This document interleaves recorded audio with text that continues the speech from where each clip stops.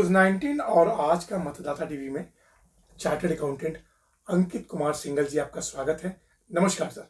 Thank you. नमस्कार जी। अंकित जी बहुत smart लग रहे हैं। थैंक यू सर, आगे थैंक यू। Thank you. अच्छा अंकित जी, सवाल ये है, आप एक चार्टर्ड अकाउंटेंट हैं। अभी 10 दिन पूर्व देश की वित्त मंत्री सीतारमन जी ने एक बजट पास किया। उस बजट में बहुत सेक्टरों के लिए बहुत बड़े बड़े प्रावधान हैं। तो उस बजट को कैसा देखते हैं एक चार्टर्ड अकाउंटेंट के रूप में आप?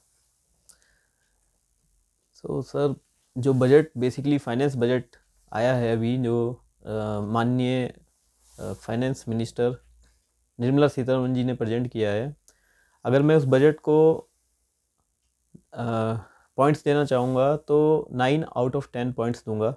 क्योंकि ये बजट एक आम आदमी का बजट है, जिसमें आम आदमी को सरकार ने 10 लाख रुपए तक का टैक्स में छूट का प्रावधान दिया है।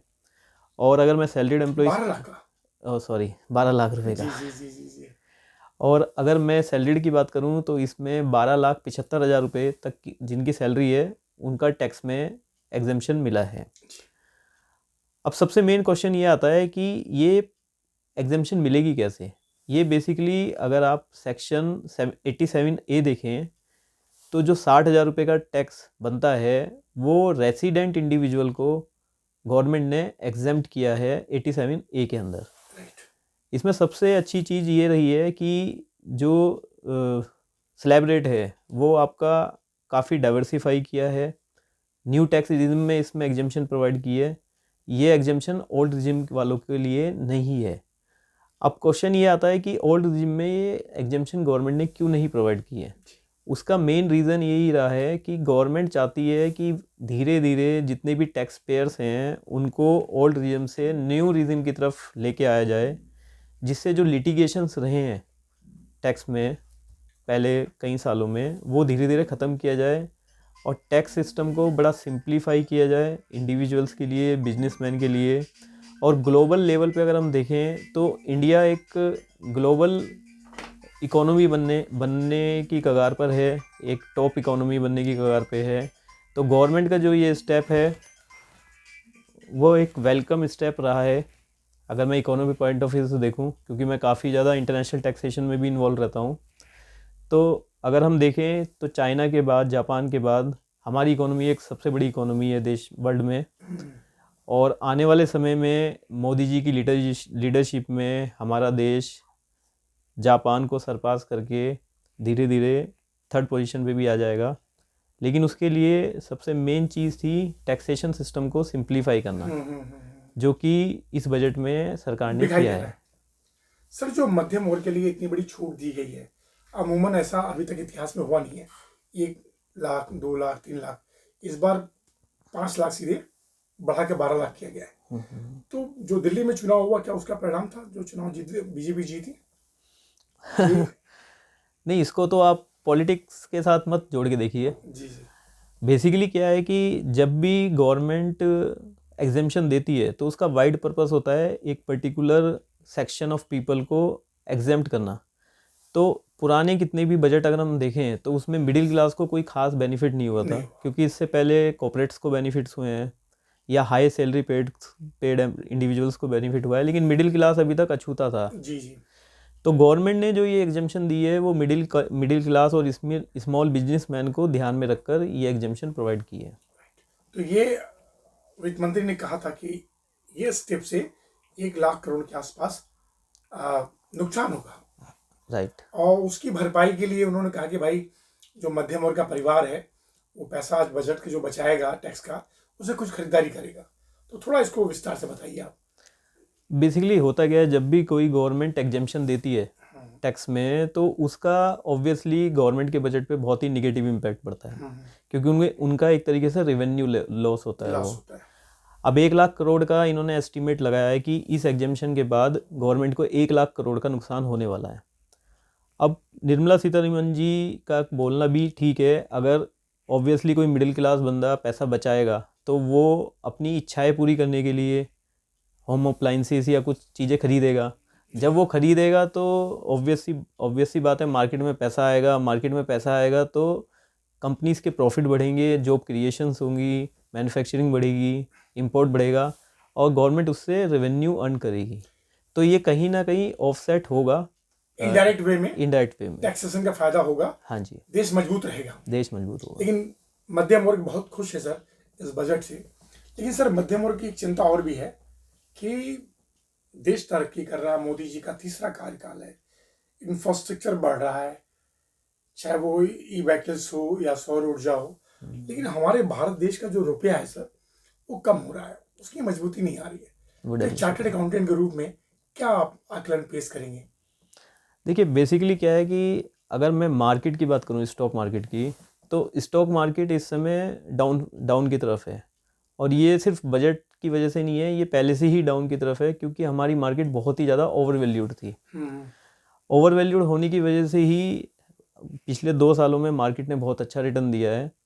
और रुपी डेप्रिसिएशन की अगर हम बात करें तो उसके लिए बहुत ज़्यादा कई फैक्टर्स लाइबल हैं, जैसे ट्रम्प की नीतियाँ।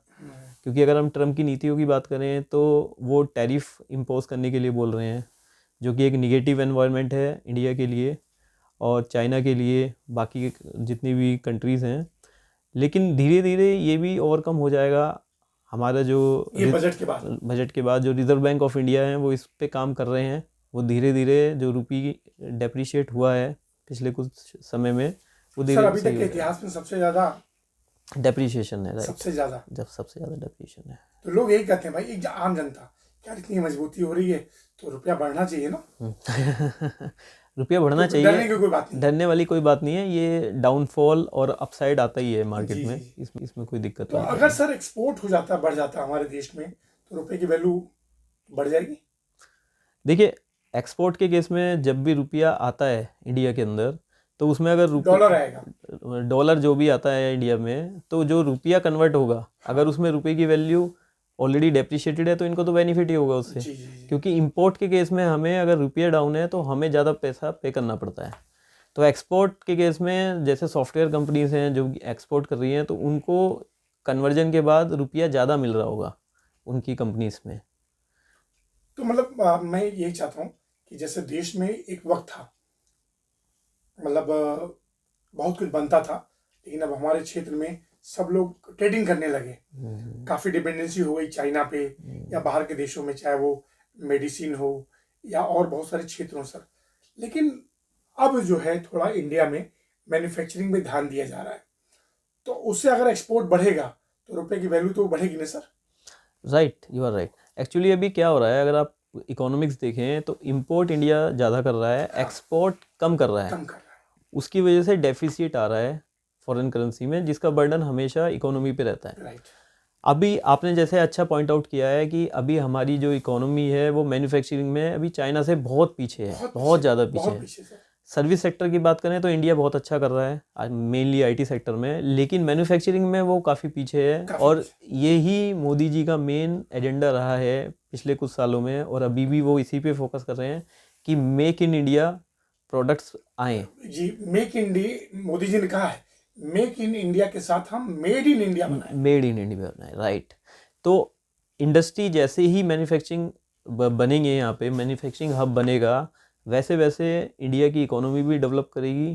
प्लस जो आप बोल रहे हैं रुपी जो डेप्रिशिएट हो रहा है वो भी इंक्रीज़ होगा आने वाले टाइम में, क्योंकि एक्सपोर्ट इंक्रीज़ हो जाएंगे गवर्नमेंट। अंकित जी, एक और बड़ा सवाल, जनता का सवाल है।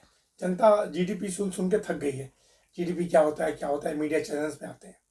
क्या इस बजट से जीडीपी बढ़ेगी? और जीडीपी की थोड़ा सा परिभाषित करिए, जीडीपी एक आम जनता को कैसे समझे कि जीडीपी क्या है?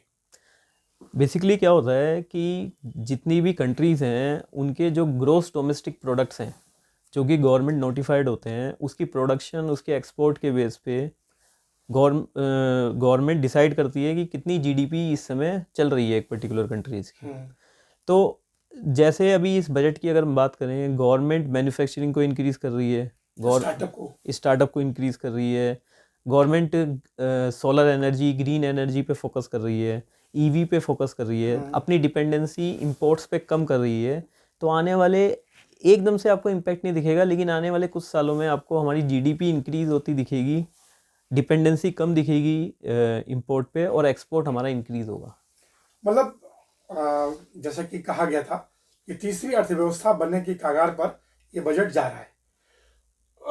बताएं सर, जा रहा है बजट ये तीसरी अर्थव्यवस्था बनने पे? देखिए, अभी थर्ड इकोनॉमी बनने में भी टाइम लगेगा, क्योंकि 2047 का गवर्नमेंट का भी नहीं, 47 तक तो सर विकसित राष्ट्र बनने की तैयारी है। राइट। 2030 तक तीसरी अर्थव्यवस्था बनने की तैयारी है। देखिए, तीसरी अर्थव्यवस्था बन सकती है, क्योंकि हम लोग ज़्यादा गैप नहीं है देखा जाए तो यस। तो बन सकते हैं, लेकिन डिपेंडेंसी बहुत ज़्यादा ग्लोबल पॉलिसीज़ पे है, ट्रम्प की पॉलिसीज़ पे है। अभी उसके ऊपर कैसे गवर्नमेंट उसको ध्यान में रख के आगे चलती है, वो एक बहुत बड़ा क्वेश्चन रहेगा। लेकिन we are on the same pace कि we will achieve a third economy very soon, maybe by 2030 which you are expecting. Yes, 2030 तक। 2030। सर, एक बहुत महत्वपूर्ण सवाल आपसे मैं पूछ रहा हूँ कि अल्टीमेटली होता क्या ना, इस बजट की अगर चर्चा करें तो 24 घंटा भी कम है सर, इतने सारे पॉइंट्स हैं। लेकिन जो मेन पॉइंट है, जो पहले कंपनियां, छोटी छोटी कंपनियां रन कर रही थी, उसको एमएसएमई सेक्टर में डाला गया, और जो स्टार्टअप कंपनियां होंगी उनके लिए लोन की सुविधा बगैर किसी मतलब सुरक्षा के देने की जो पॉलिसी है, और उनको बहुत सारे टैक्स में छूट देने की बात कही गई है। तो ये कितना बड़ा फाउंडेशन होगा हमारी एमएसएमई सेक्टर में जोड़ने वाली बात? देखिए, सबसे बड़ा जो सेक्टर है इंडिया के अंदर वो एसएमई सेक्टर ही है, जी। और ये काफ़ी अनऑर्गेनाइज्ड है। अगर इनको कभी भी लोन की रिक्वायरमेंट होती है तो बैंक जनरली इनको लोन देने से बचते थे, क्योंकि इनके पास कोलेटरल नहीं होता था। यस। इसलिए गवर्नमेंट ने इस सेक्टर की प्रॉब्लम को समझा और वो एक स्कीम लेके आए थी, जो बेसिकली क्रेडिट स्कीम थी, जिसमें गवर्नमेंट गारंटी प्रोवाइड करती है और बैंक उसके बिहाफ पे लोन प्रोवाइड करता है। तो अभी तक ये 5 करोड़ रुपए तक लोन प्रोवाइड कर रहे थे, लेकिन अभी इस बजट के अंदर वो 5 करोड़ से बढ़ाकर 10 करोड़ कर दिया गया है। सबसे मेन चीज़ है एसएमई सेक्टर जब तक ग्रो नहीं करेगा, इंडिया थर्ड पावर नहीं बन पाएगा। इसलिए गवर्नमेंट को भी पता है, वो इसी वजह से क्रेडिट को अलॉट कर रही है एसएमई सेक्टर पे। काफ़ी ज़्यादा स्टार्टअप्स को इस समय प्रमोट किया जा रहा है। उनको 5 इयर्स टैक्स हॉलिडे का भी इन्होंने प्रोविज़न किया है इस बजट में, जिससे नए नए जो स्टार्टअप्स हैं वो इंडिया में आए। सेकेंडली, ग्लोबल इन्वेस्टमेंट पे मोदी जी का पहले से ही फोकस रहा है। उस तरीके का इंफ्रास्ट्रक्चर, उस तरह की पॉलिसीज़ और उस तरह का टैक्स सिंप्लीफिकेशन लाने की कोशिश इस बजट में की गई है, डीटीसी के थ्रू, डायरेक्ट टैक्स कोड के थ्रू। डीटीसी अभी आने वाले टाइम में इम्प्लीमेंट हो जाएगा, तो उससे जो भी टैक्स के ग्लिचेस थे या लैंग्वेज प्रॉब्लम थी, उसके सिंप्लीफिकेशन की बात हुई है। वो जैसे ही आती है उसके बाद ग्लोबल इन्वेस्टमेंट भी आपको दिखाई देगा इंडिया में आता हुआ। तो मतलब ये जो एमएसएमई सेक्टर को लिए इतनी बड़ी छूट दी गई है, इसीलिए कि ये सेक्टर प्रोत्साहित हो। और सबसे जो बड़ी बात है कि गवर्नमेंट जो है सरकारी नौकरियां नहीं निकाल रही है, लेकिन इन सब काम के द्वारा शायद प्राइवेट सेक्टर में नौकरियों की भरमार हो जाएगी। राइट, बिल्कुल होगी। एसएमई सेक्टर्स में बूम आएगा, स्टार्टअप्स आएंगे, ग्लोबल कंपनीज यहाँ पे मैन्युफैक्चरिंग सेटअप हो जाएगी। राइट, बिल्कुल होगी।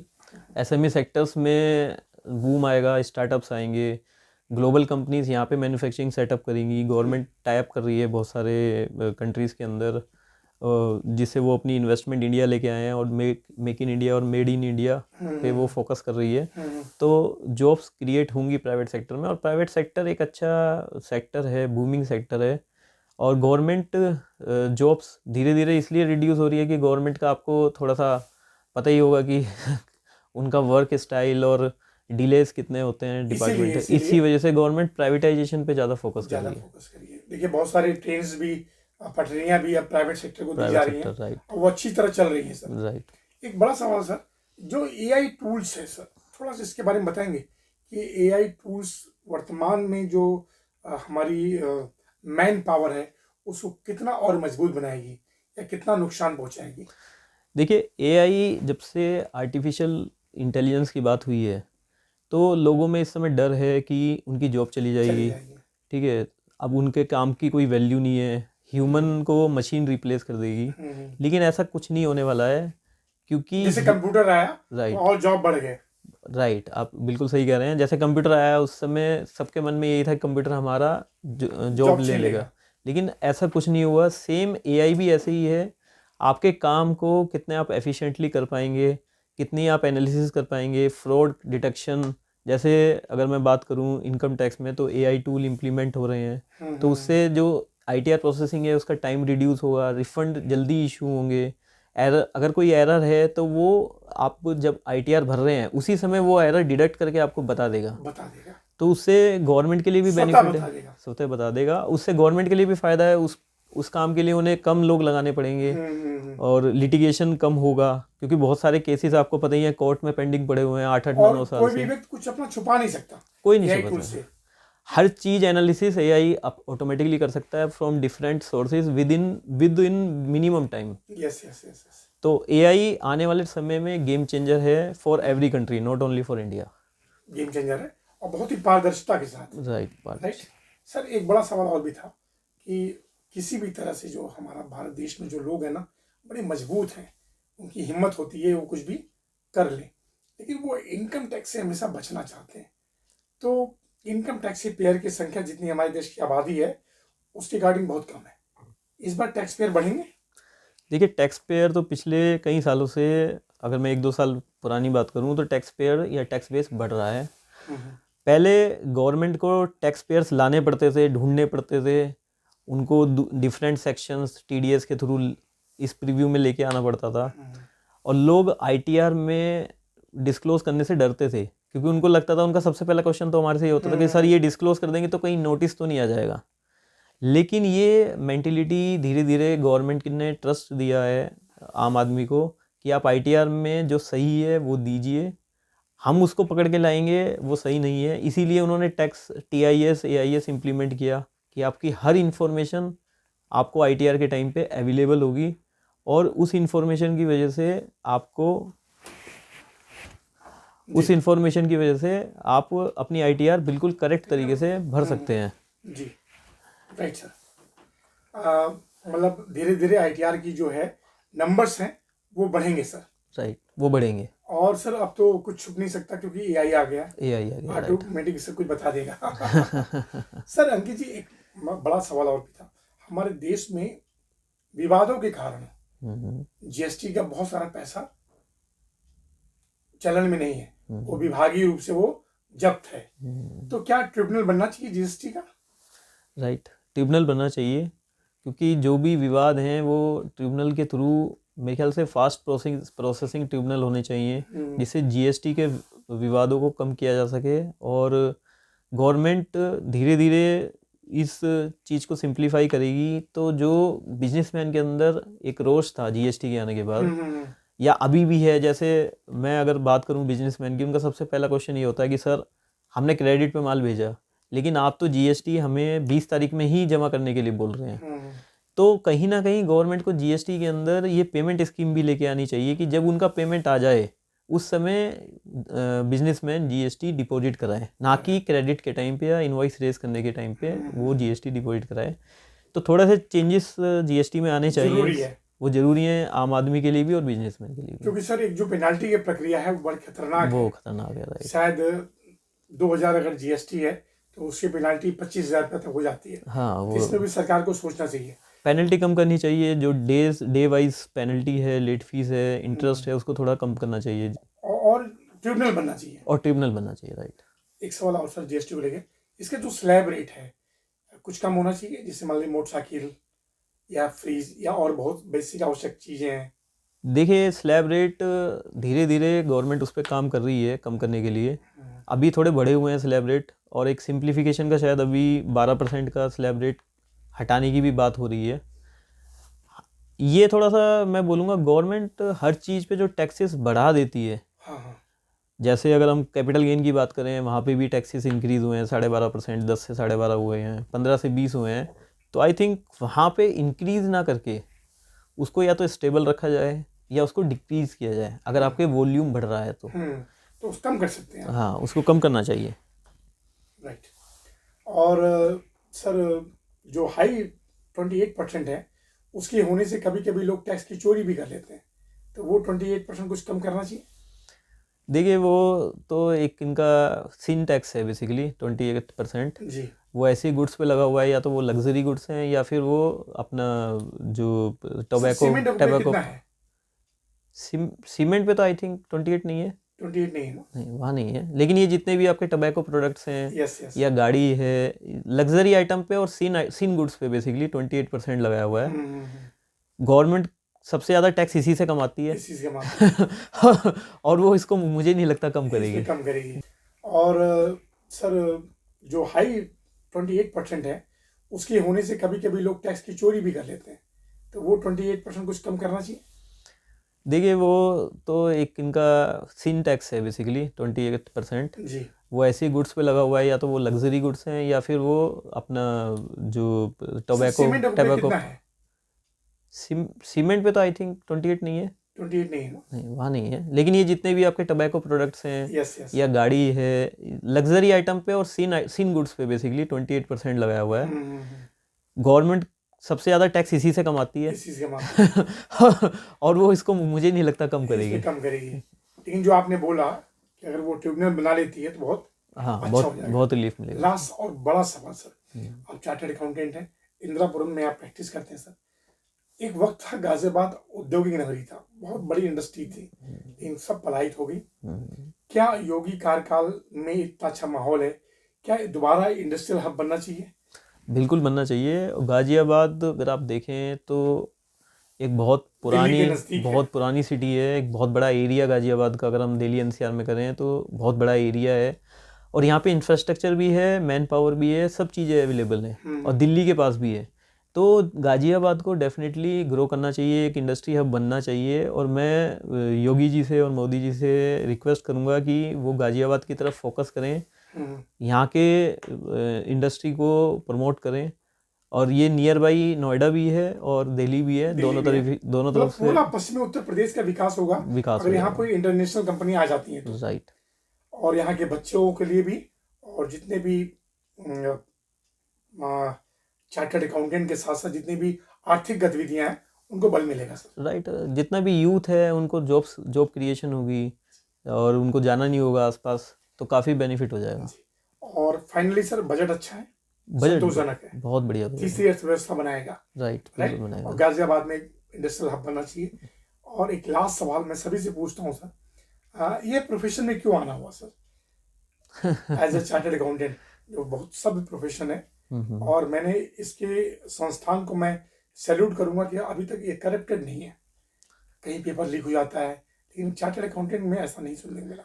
देखिए सीए प्रोफेशन मेरा ड्रीम नहीं था, ये मेरी मदर का ड्रीम था। उन्होंने शादी से पहले ही सोचा था कि मैं अपने बेटे को सीए कराऊंगी। जी जी जी। तो मैंने सिर्फ उनका ड्रीम फॉलो किया, उस हिसाब से मेहनत की और आज हम यहाँ पे पहुँच पाए हैं। तो मैं इसका पूरा श्रेय अपनी मदर को देना चाहिए। चार्टर्ड अकाउंटेंट अंकित जी, आपका बहुत बहुत धन्यवाद। फिर किसी विषय पे हम बात करेंगे। धन्यवाद सर, थैंक यू सर।